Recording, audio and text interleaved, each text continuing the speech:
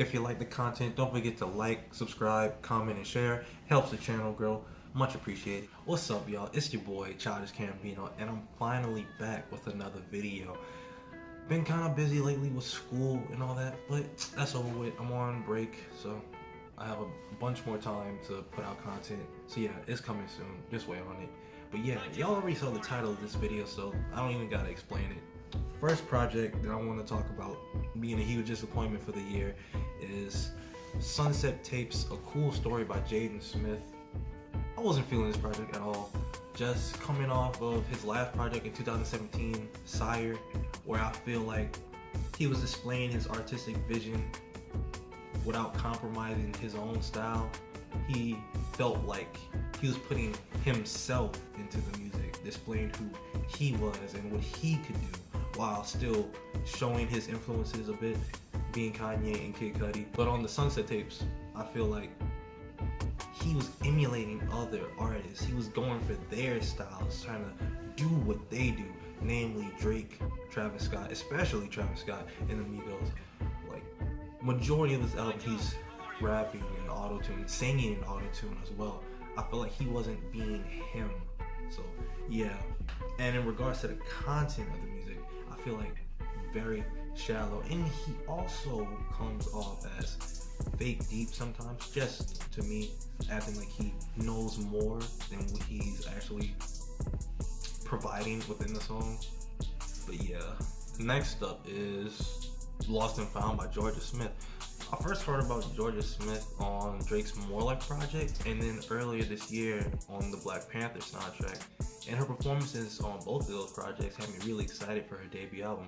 Unfortunately, when I got a chance to listen to the album, I wasn't very pleased with what I heard. That being said, I mean, like, the sound of the album, I feel like from a content point, the album was fine with what she was discussing. But just the overall sound, I felt like it didn't deviate from a set tone, and that tone being very bland and not lifeless, but bland. It wasn't any flavor to it, or it didn't get very high and it didn't go too low. It just stayed at a constant. You feel me? But that was most likely due to the content she was talking about, heartbreak, loss, being in certain places mentally. So that's probably why it sounded like that. But still, I just wasn't feeling how consistent that sound was throughout the whole album, because it got kind of old. But yeah, the next project I had really high hopes for, Logic's YSIV, or Young Sinatra 4. I was just thinking, coming off Everybody, how he tackled a multitude of topics from different perspectives. The production that was on that album, very not futuristic. Yeah, in a sense, it was futuristic in a sense, but on Young Sinatra 4, he goes for pretty much all boom bap type of sound throughout the whole project. It only changes like 4 times, and I felt like that was the area where it could have been more on the production side. Because when I think of Young Sinatra, I think about Logic's versatility, how he can sing, how he can rap, how he can have a melody, hop on a R&B type track, then rap his ass off on the next track, how he can do it all, jack of all trades type of thing. But on this project, it was mostly boom bap this, boom bap that, boom bap this. You feel me?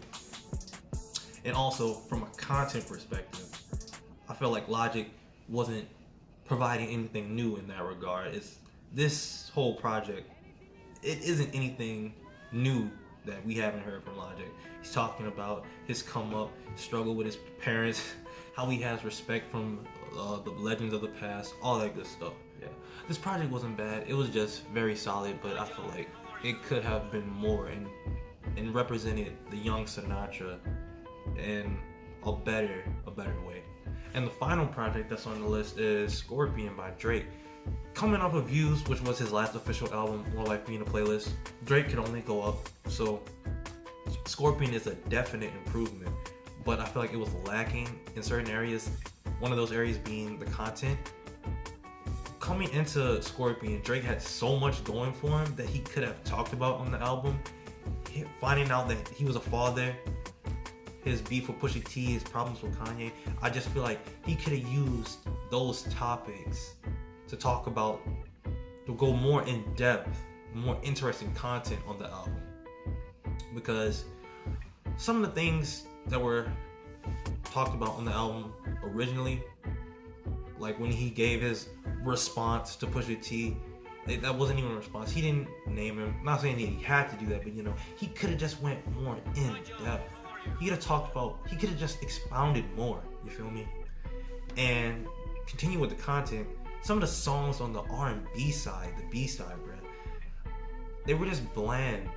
They were just bland and not very good writing. I wasn't feeling them at all. But yeah, that's it for my most disappointing albums of 2018 list. Sound off in the comments. Let me know some albums y'all thought were disappointments this year. Don't get mad about it, just an opinion. And I'm gonna catch y'all in the next video.